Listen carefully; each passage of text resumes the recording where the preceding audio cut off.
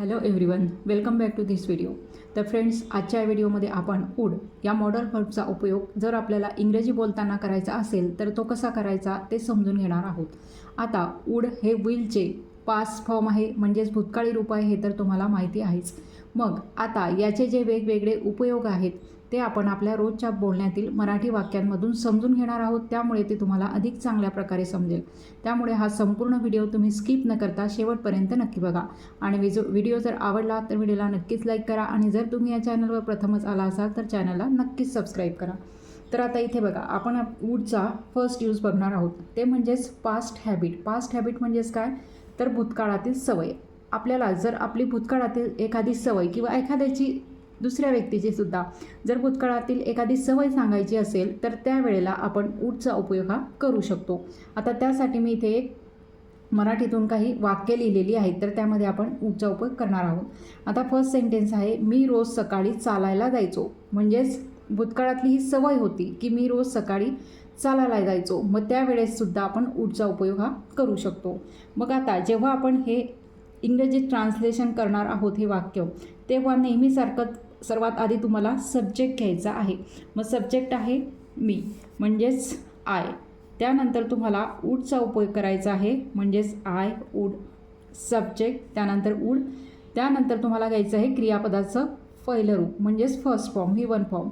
आता इथे दिलेलं आहे की चालायला जायचो, म्हणून आपण इथे घेणार आहोत I would go for a walk. बघा, I would go for a walk म्हणजेच मी चालायला जायचो. केव्हा, तर रोज सकाळी. म्हणून आपल्याला इथे घ्यायचं आहे एव्हरी मॉर्निंग. एव्हरी मॉर्निंग म्हणजेच काय, रोज सकाळी. तर अशा प्रकारे हे वाक्य इथे सवय सांगितलेली आहे भूतकाळातली. आता एक गोष्ट लक्षात इथे ठेवायची की वूडच्या ऐवजी तुम्ही यूज टूचा उपयोग हा करू शकता. म्हणजे यूज टू हे जे आहे त्याचा उपयोगसुद्धा भूतकाळातली सवय असेल एखाद्याची तर ती सांगण्यासाठी केला जातो. मग आता इथे सुद्धा वूडचा उपयोग हा आपली भूतकाळातली सवय सांगण्यासाठी केली आहे. I would go for a walk every morning. मी रोज सकाळी चालायला जायचो. आता नेक्स्ट आहे, आम्ही लहानपणी क्रिकेट खेळायचो. बघा, बऱ्याच वेळेला असं म्हटलं जातं की आम्हीसुद्धा लहानपणी क्रिकेट खेळायचो. म्हणजेच ही काय आहे, भूतकाळातली आपली सवय सांगितलेली आहे. तर ती सांगताना सुद्धा कशाचा उपयोग करायचा, वूडचा. मग आता इथे सब्जेक्ट आहे आम्ही, म्हणून वी. त्यानंतर तुम्हाला वूड घ्यायचं असतं, सब्जेक्ट प्लस वूड. त्यानंतर V1 फॉर्म घ्यायचा, म्हणजे क्रियापदाचे पहिले रूप. खेळायचो म्हणजेच खेळणे, म्हणजेच इथे घेणार आहोत आपण प्ले. We would play. काय खेळायचा, ऑब्जेक्ट घ्यायचा आहे. त्याच्यानंतर क्रिकेट खेळायचं, म्हणून इथे घ्यायचं आहे cricket. We would play cricket. आम्ही क्रिकेट खेळायचो. केव्हा, तर लहानपणी. म्हणून इथे घ्यायचं आहे इन चाइल्डहूड. बघा, इथे सुद्धा सवय सांगितलेली आहे लहानपणची. We would play cricket in childhood. किंवा इथे तुम्ही दुसरी तुमची सवयसुद्धा सांगू शकता. त्यानंतर आता नेक्स्ट बघा, आजी आम्हाला गोष्टी सांगायची. बघा, म्हणजेच लहानपणीची ही सवय आहे. मग आता इथे सब्जेक्ट आहे आजी, म्हणजेच ग्रँडमदर. इथे घ्यायचं आहे तुम्हाला ग्रँडमदर, नंतर वूड. त्यानंतर क्रियापदाचे पहिले रूप, सांगायची म्हणजेच सांगणे, म्हणजेच इथे घेणार आहोत आपण V1 form tell. Grandmother would tell. आजी आम्हाला सांगायची. काय सांगायची, गोष्टी. म्हणून इथे आम्हाला हे ऑब्जेक्ट आहे, म्हणून इथे आधी ऑब्जेक्ट घ्यायचं टेल अस, नंतर घ्यायचं स्टोरीज. बघा, अशा प्रकारे हे सेंटेन्स तयार झालेलं आहे. Grandmother would tell us stories. आजी आम्हाला गोष्टी सांगायची. तर अशा प्रकारे पास्ट हॅबिट म्हणजे भूतकाळातल्या आपल्या सवयी सांगण्यासाठी आपण वूडचा उपयोग हा करू शकतो. त्यानंतर आता नेक्स्ट आहे यूज पोलाईट रिक्वेस्ट. म्हणजेच काय, अगदी विनम्रपणे केलेली विनंती असं आपण त्याला म्हणतो.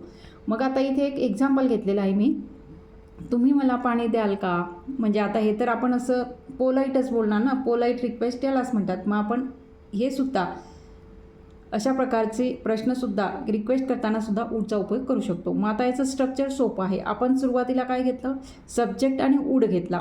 इथे फक्त तुम्हाला काय घ्यायचं आहे, वूड आधी घ्यायचं आहे, त्यानंतर सब्जेक्ट घ्यायचं आहे. असं स्ट्रक्चर आहे, फक्त चेंज करायचं आहे. मग आता इथे फर्स्ट आहे, तुम्ही मला पाणी द्याल का. म्हणजेच इथे सर्वात आधी आपण घेणार आहोत वूड. नंतर तुम्हाला घ्यायचं आहे सब्जेक्ट. पहा, सब्जेक्ट आणि वूडची फक्त अदलाबदल केली. Would you. नंतर V1 फॉर्म घ्यायचा, द्याल का म्हणजेच देणे, त्याचं V1 form give. Would you give, नंतर ऑब्जेक्ट काय आहे तुम्ही म्हणजेच मी. Would you give me. काय देणार का, तर पाणी द्याल का, म्हणून इथे आपण घेणार आहोत would you give me some water. किंवा तुम्ही इथे एक ग्लास पाणी द्याल का असं सुद्धा विचारू शकता. Would you give me a glass of water असं सुद्धा तुम्ही विचारू शकता. म्हणजेच विनम्र विनंती करण्यासाठी सुद्धा तुम्ही वूडचा उपयोग करू शकता. त्यानंतर नेक्स्ट आहे तुम्ही मला मदत कराल का.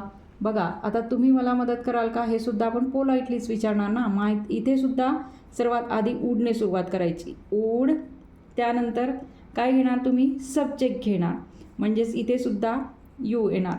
वूड यू, नंतर मदत म्हणजेच help. Would you help me, object आहे मला म्हणजेच मी. वूड यू हेल्प मी, तुम्ही मला मदत कराल का. वूड यू हेल्प मी, अशा प्रकारे सुद्धा तुम्ही वूडचा उपयोग करून रिक्वेस्ट करू शकता. त्यानंतर आता नेक्स्ट बघा, नेक्स्ट यूज काय आहे, इच्छा किंवा आवड सांगण्यासाठी. आता इच्छा किंवा आवड जेव्हा आपण सांगत असतो तेव्हा वूड लाईकचा उपयोग हा केला जातो, हे लक्षात ठेवायचं. आता इथे काय आहे, मला तुमच्यासोबत यायला आवडेल, म्हणजेच काय आवडणार आहे तुम्हाला ते तुम्ही इथे सांगताय की मला तुमच्यासोबत यायला आवडेल. मग इथे सुद्धा आपण सर्वात आधी काय घेणार आहोत, सब्जेक्ट घेणार आहोत, तो आहे आय. नंतर आपण काय घेणार आहोत, वूड. आता मी इथे सांगितलं आहे की आवड सांगण्यासाठी आपण वूड लाईक घ्यायचं आहे, म्हणून इथे सुद्धा आपण वूड लाईक घेणार आहोत. आय वूड लाईक, मला आवडेल या अर्थाने. काय आवडेल, तुमच्यासोबत यायला, म्हणजेच इथे आपण घेणार आहोत टू कम, म्हणजेच यायला कोणासोबत, तुमच्यासोबत, म्हणून आपण इथे घेणार आहोत विथ यू. ऑब्जेक्ट काय आहे, तुमच्यासोबत, म्हणून आपण इथे घेतलेलं आहे विथ यू. बघा, I would like to come with you, मला तुमच्यासोबत यायला आवडेल. अशा प्रकारे हे वाक्य मग तयार झालेलं आहे. आता नेक्स्ट बघा, मला चहा घ्यायला आवडेल. इथे सुद्धा तुम्ही आवडच सांगताय, मला चहा घ्यायला आवडेल, मला कॉफी घ्यायला आवडेल, असं तुमची जी आवड असेल ते तुम्ही इथे सांगू शकता आणि त्यासाठी तुम्ही वूड या मॉडेल वर्बचा उपयोग करू शकता. मग आता इथे सुद्धा येणार आहे सब्जेक्ट आय, त्यानंतर वूड, त्यानंतर येणार आहे like. I would like to have tea. अशा प्रकारे हे सेंटेन्स तुम्हाला बोलावं लागणार आहे. किंवा I would like to drink tea असं सुद्धा तुम्ही म्हणू शकता, मला चहा घ्यायला आवडेल.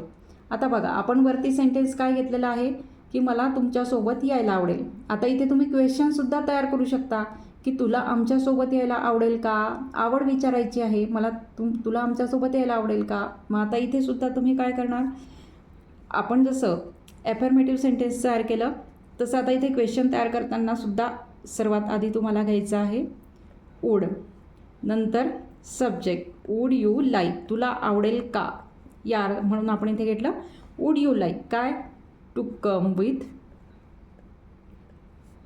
अस. बघा, टू कम विथ अस, आमच्याबरोबर यायला. बघा, तुला आमच्यासोबत यायला आवडेल का, would you like to come with us. म्हणजे अशा प्रकारे तुम्ही आवड सांगण्यासाठी किंवा एखाद्याची आवड विचारण्यासाठी इथे क्वेश्चन विचारलेला आहे, तर अशा प्रकारे तुम्ही वूडचा उपयोग हा करू शकता. त्यानंतर आहे फ्युचर इन द पास्ट. म्हणजेच काय, फ्युचर इन द पास्ट म्हणजेच काय, तर भूतकाळातील भविष्य. म्हणजे भूतकाळामध्ये तुम्ही सांगितलेलं आहे भविष्य, की आता इथे एक एक्झाम्पल घेतलेलं आहे मराठीतलं की मला माहीत होतं की तो जिंकेल. म्हणजे तुम्ही ही भूतकाळात बोललेलं आहे, भूतकाळात बोललेला होता की मला माहीत होतं की तो जिंकेल. म्हणजे अशा प्रकारे जर भूतकाळामध्ये एखादं तुम्ही भविष्याबद्दल बोलला असाल तर अशा वेळेससुद्धा तुम्ही वूडचा उपयोग हा करू शकता. मग आता इथे काय सेंटेन्स आहे, मला माहीत होतं की तो जिंकेल. मग आता हे सेंटेन्स इंग्रजीमध्ये कसं ट्रान्सलेट होईल, मला माहीत होतं म्हणजेच आय न्यू. नो म्हणजे माहिती असणे, न्यू म्हणजे माहीत होतं. मला माहीत होतं काय, की तो जिंकेल. I knew he would win. बघा, I knew he would win, मला माहीत होतं की तो जिंकेल. अशा प्रकारे मग हे सेंटेन्स इथे तयार झालेलं आहे. आता नेक्स्ट बघा, मला वाटलं तो कधीच येणार नाही. बघा, मला वाटलं म्हणजे भूतकाळात असं वाटलेलं होतं की तो कधीच येणार नाही. मग आता इथे कसं येईल, मला वाटलं म्हणजेच आय थॉट. इथे काय घेणार तुम्ही, आय थॉट म्हणजेच मला वाटलं. ही वूड कधीच येणार नाही म्हणून आपण इथे वापरणार आहोत नेव्हर. ही वूड नेव्हर कम. बघा, अशा प्रकारे हे सेंटेन्स इथे तयार झालेलं आहे. मला वाटलं तो कधीच येणार नाही, I thought he would never come. आता इथे बघा, फिफ्थ यूज आहे म्हणजे 5वा यूज आहे इमॅजिनरी सिच्युएशन. म्हणजेच काय तर काल्पनिक परिस्थिती. याला तर त्यासाठी मी इथे एक्झाम्पल घेतलेलं आहे. काल्पनिक परिस्थिती म्हणजे कसं की जर माझ्याकडे हे असते, जर असे असते तर मी असं केलं असतं, अशी काल्पनिक परिस्थिती म्हणजे इमॅजिन केलेलं. आता इथे एक्झाम्पल घेतलेलं आहे, जर माझ्याकडे पैसे असते तर मी तुला मदत केली असती. ही आहे इमॅजिनरी सिच्युएशन. तर आता याला कंडिशनल सेंटेन्सेस असं सुद्धा म्हणतात. मग आता हे वाक्य जेव्हा आपण इंग्रजीत करू तेव्हासुद्धा तुम्ही वूडचा उपयोग हा करू शकता. मग आता इथे इफ आय हॅड मनी म्हणजेच काय तर माझ्याकडे जर पैसे असते तर काय मी तुला मदत केली असती. म्हणजे आपण इथे पुढे उपयोग करणार आहोत वूडचा. I would help you. बघा अशा प्रकारे याला कंडिशनल सेंटेन्सेससुद्धा म्हणतात. तर अशा प्रकारे जर काल्पनिक सिच्युएशन असेल म्हणजे अशी आपण असं असतं तर असं केलं असतं तर त्यासाठी सुद्धा तुम्ही वूडचा उपयोग हा करू शकता. If I had money I would help you. आता बघा नेक्स्ट सेंटेन्स बघा, तुम्ही दरवाजा बंद कराल का. आता हे जे सेंटेन्स आहे हे सेंटेन्स पोलाईट रिक्वेस्ट जो यूज आपण बघितला त्यावर आधारित आहे. तर हे जे सेंटेन्स आहे ते तुम्ही इंग्रजीमध्ये क्वेश्चन आहे तर हा क्वेश्चन तुम्ही इंग्रजीमध्ये ट्रान्सलेट करून त्याचे ट्रान्सलेशन तुम्ही कमेंट बॉक्समध्ये लिहायचे आहे. तर अशा प्रकारे आजच्या या व्हिडिओमध्ये आपण वूड या मॉडल फॉर्मचे 5 उपयोग शिकलेलो आहोत आणि ते सुद्धा आपल्या रोजच्या बोलण्यातील मराठी वाक्यांमधून. त्यामुळे तुम्हाला आजचा हा व्हिडिओ कसा वाटला ते सुद्धा तुम्ही कमेंट करून नक्की सांगा.